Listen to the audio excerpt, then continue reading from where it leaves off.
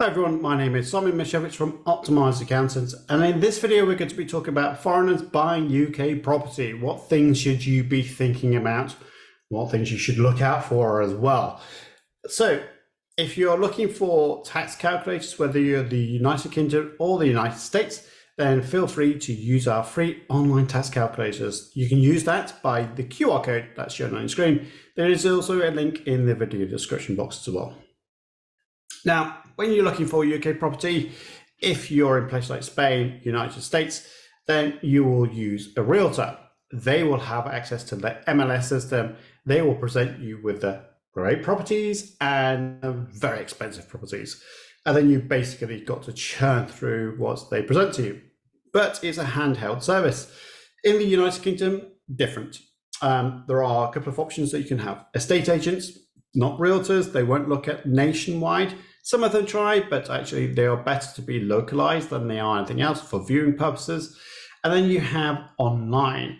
So let's have a look at online. We have Rightmove, which is predominantly the best search engine, I think, that's out there. It allows you to search properties in the United Kingdom by postcode or by city or even by town for that matter. So you can get that information, and it also will list the estate agents that will be working for those properties, and you can contact them directly through the details on Rightmove.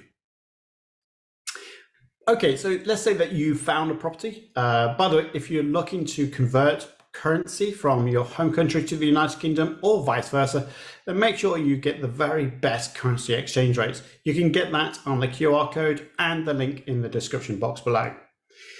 So if you find a single property, you can use foreign mortgage. I'm talking about your home mortgage, home country. So if you're in the United States, for instance, buying UK property, it may be cheaper for you to unlock some money that's tied up in your current equity, US equity stocks, and then release that cash to buy UK property. The alternative is to use a UK mortgage, and we'll talk about that in a second. And then there's cash purchases. Obviously, if you want to expand your property portfolio, then cash may not be the best thing because it won't help you to grow your capital. But if you want a safe option, minimal fuss, then cash is the way to go. So how to get a UK mortgage? Now, UK mortgage, you need pay slips for the last 3 months, typically, if you're employed, but you may not be employed. So what then?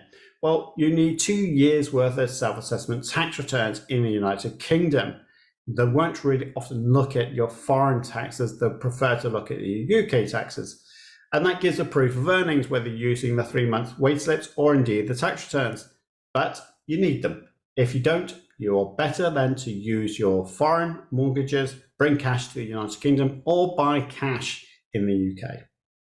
And once you go through the mortgage application, which can take some time, especially if you're a foreigner, you need to show identity, so passport, driving license, proof of address, etc., to your mortgage broker. Now, SDLT rates, that's the big thing. So when you're buying a property in the United Kingdom, you do need to think about stamp duty land tax, which is a purchase tax. There are 3 areas that you need to focus on as a foreigner. The banded rate, which varies from 0% to 12%. And that typically means that any property above £250,000 will be subject to tax. Anything below £250,000 will not be on the banded rate. There is a second section, which is the higher rate, 3% SDLT charge, which is typically used when you already have a property in your own name or you're buying a property inside of a limited company. So there is a good argument to keep the property in your name rather than a company, especially if you're using it as a home. And then you finally got the 2% foreign surcharge. So if you're a foreigner buying UK property, unfortunately, you do have that 2% surcharge, which can be avoided if you do the right thing. And you do need to get some tax advice around that.